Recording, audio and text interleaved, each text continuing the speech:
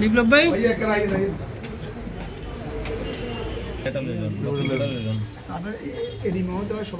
সব যেটা আমাদের নতুন আইন হয়েছে 2023 সালে ওই ধারা অনুযায়ী আপনার 40-এর ধারা অনুযায়ী কোনো ড্রাগ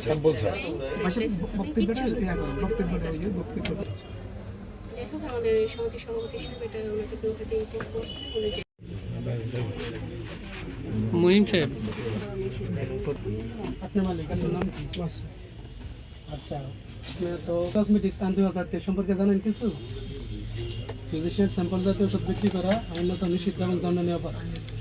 এটা নিষিদ্ধ ওই আইনের কসমেটিক্স এবং যে ওষুধ আইন 2023 এর 40-এ বা রাখে বা সংরক্ষণ করে মজুত করে, তাহলে তাকে জেল জরিমানা যেটা করা যায়।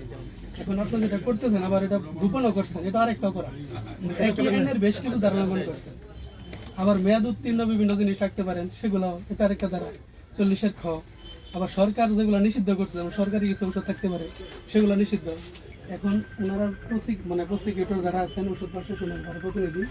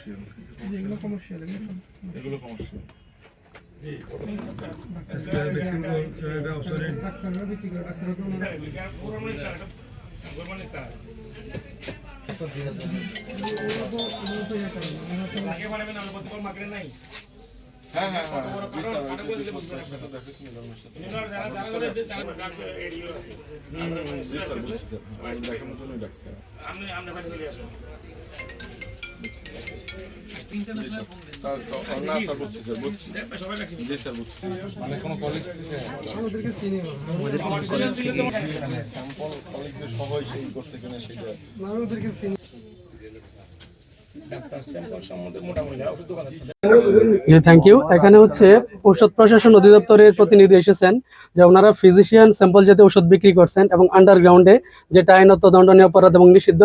আমরা জানি, আপনারাও জানেন, যে ঔষধ এবং কসমেটিক্স আইন 2023 এর 40-এর গ ধারা অনুযায়ী যে কোনো ব্যক্তি বা কোনো ব্যবসায়ী যে ফিজিশিয়ান স্যাম্পল জাতীয় ওষুধ বিক্রি করতে পারবে না।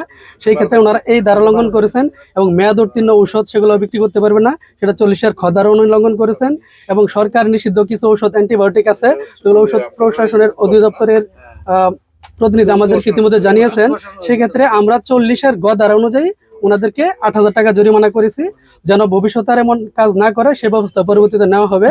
আর হচ্ছে সেখানে ওনাদের যেটা উক্ত আইনের ওই 40-এর গ ধারায় 10,000 টাকা জরিমানা করা যায়, আমরা এখানে 8,000 টাকা ওনাদেরকে জরিমানা করেছি, যেন ওনাদেরকে পরবর্তীতে আর এই কার্যক্রম, অবৈধ কার্যক্রম কিংবা মানে অবৈধ যে ওষুধ বা ওই অ্যান্টিবায়োটিক কিংবা হচ্ছে স্যাম্পল ফিজিশিয়ান স্যাম্পল জাতীয় ওষুধ যেন বিক্রি না করেন, সেজন্য আমরা কঠোরভাবে সতর্ক করে দিচ্ছি এবং 8,000 টাকা জরিমানা করা হয়েছে।